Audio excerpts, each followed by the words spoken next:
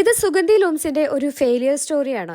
അടിസ്ഥാന സൗകര്യങ്ങൾ പോലും ഇല്ലാണ്ട് പിന്നെ നിങ്ങൾ എന്തിനാ ഈ പരിപാടിക്ക് ഇറങ്ങിയതെന്ന് കുത്തുവാക്കുകളൊക്കെ തുടക്കത്തിൽ കേൾക്കേണ്ടി വന്നിട്ടുണ്ട്. ഒരു ഓൺലൈൻ ക്ലോത്തിംഗ് ബ്രാൻഡ് ബിൽഡപ്പ് ചെയ്യുന്നതിൽ ഏറ്റവും വലിയ സ്ട്രഗിൾ ഹോൾസെയിൽ ഡീലേഴ്സിനെ കണ്ടുപിടിക്കുന്നതോ പർച്ചേസ് ചെയ്യുന്നതോ ഡെലിവറിയോ ഒന്നുമല്ല, ഒരു കണ്ടന്റ് ഉണ്ടാക്കാനുള്ള ഒരു സ്റ്റുഡിയോ സെറ്റപ്പ് ഉണ്ടാക്കുന്നതിലാണ്.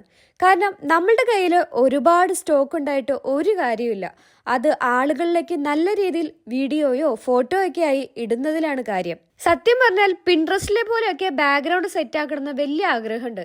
പക്ഷേ പൈസ ഇല്ലായ്മ അത് നമ്മുടെ കൂടെപ്പിറപ്പാണല്ലോ. എന്റെ കസിൻ സിസ്റ്ററിന്റെ വീട്ടില് ബാക്ക്ഗ്രൗണ്ട് സെറ്റപ്പ് ചെയ്യുന്നതാണ് നിങ്ങളിപ്പോ കാണുന്നത്. ഏകദേശം ഒരു 3 മണിക്കൂറോളം പല രീതിയിൽ സെറ്റ് ചെയ്യാനായി ഞങ്ങൾ നോക്കി.